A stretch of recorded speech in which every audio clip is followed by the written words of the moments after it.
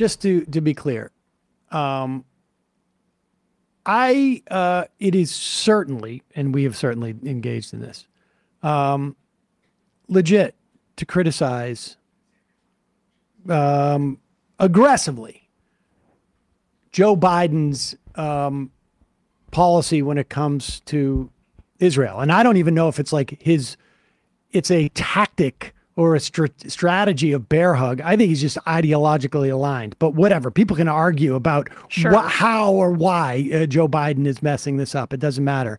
And is in enabling a genocide or a series of acts of genocide, if people want to be more technically specific. Kamala Harris, certainly, there's just no doubt about it, within the administration, was not 100% aligned with Joe Biden. How unaligned? It's really impossible to know. People are looking for positive signs in some of her rhetoric, at least in indicating that Netanyahu is the obstacle to peace. There's no way to anticipate what her policies are going to be in the future. That is an open question. It's certainly something that she should be heavily pressured on. The idea that Donald Trump, who moved the embassy to Jerusalem, that basically gave carte blanche to Israel, that has taken hundreds of millions of dollars to do the bidding of some of the most fanatical supporters of Israel, including Miriam Adelson, has been widely reported, $100 million in at least one pack. Maybe it's more money than that, ultimately, in exchange for allowing the annexation of the West Bank. The idea that Donald Trump is going to be better than Kamala Harris, let's say, on Israel is absurd. And the idea that he has been, you have to be either a total liar or just so caught up in your wanting to be a wrecker, or just an idiot who doesn't do any work in terms of assessing these things, to try and promote the idea that Donald Trump is going to be a problem for Israel. Well, I give you somebody who's probably all three of those things. Here is Jimmy Dore tweeting out. Here is, first he goes, wow, this is Trump giving the brush off to Netanyahu because he knows it's Netanyahu who's the maniac who's blocking a peace deal. Again, Kamala Harris has already articulated this. And in those comments, Donald Trump said those comments were really bad for the Jews. Criticized them. Yes. But here is the video. Play this video. And we should tell you, before we even play it, A, it's from a long time ago.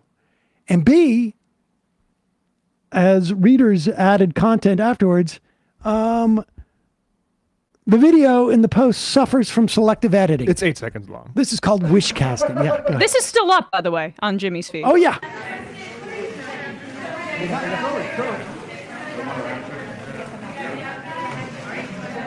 Oh, he walked off at a press conference that happened years ago.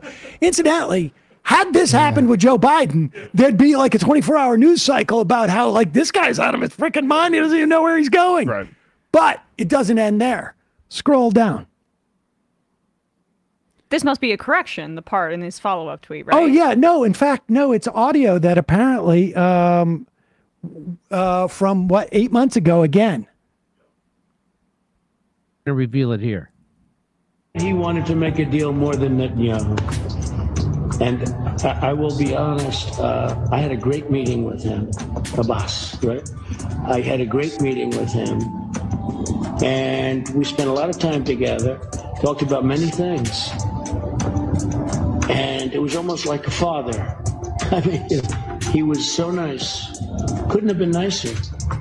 And after meeting with Bibi for 3 minutes, I looked at him and said, you don't want to make a deal, do you?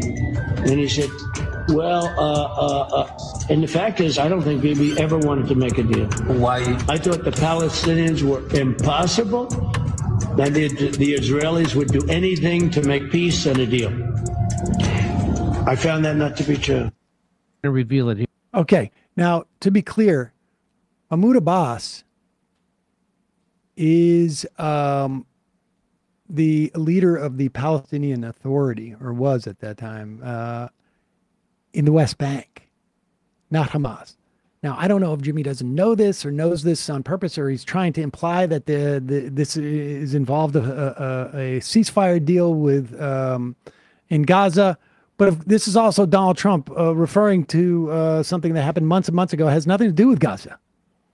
I mean, and this is back when he was, again, pissed at Netanyahu for recognizing that Joe Biden was the president. Exactly. We are in the no, you go ahead. I was just going to say, just for the timing from all of this, per the community note on Twitter, the Netanyahu thing was in 2017, and then this compilation just came from an account on Rumble that was posted 8 months ago. So the compilation came from 8 months ago, but the actual audio itself probably came from years and years ago. Yeah.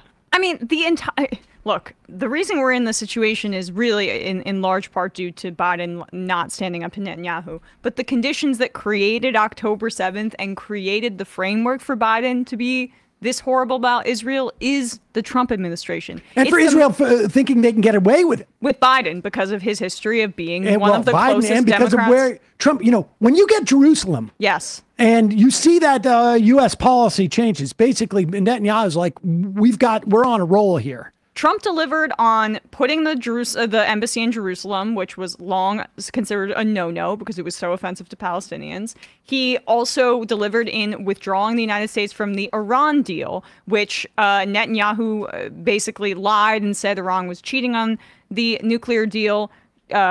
Scrapped this achievement by the Obama administration, one of the best things he did as president. Biden has not re-entered into it, in part because he's closer, I think, with the Israel lobby than Obama was.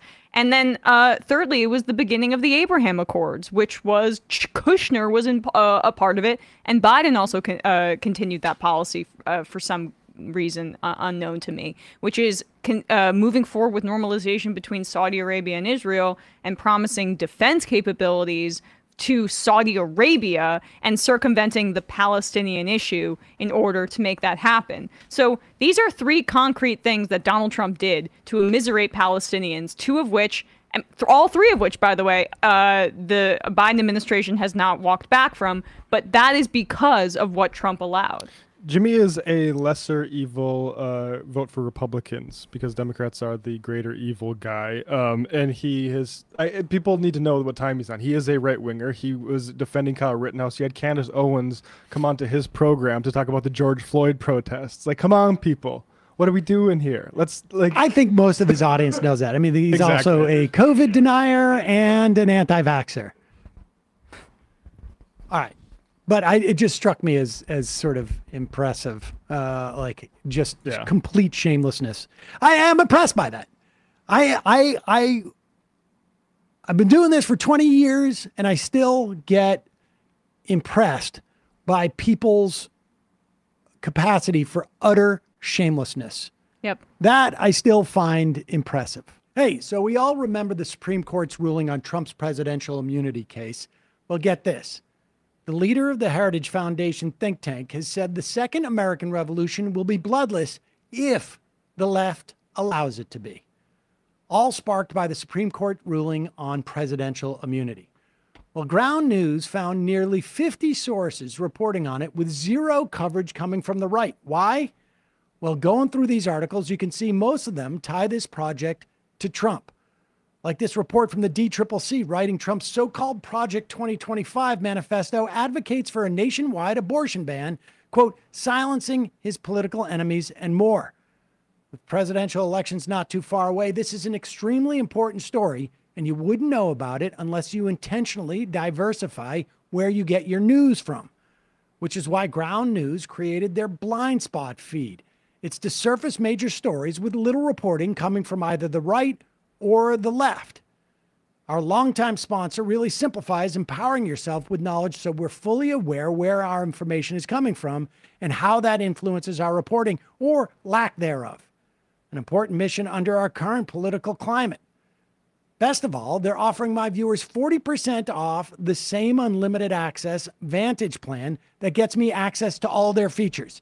So head to ground.news/majority or scan my QR code to help support an independent news platform working towards a more transparent media landscape.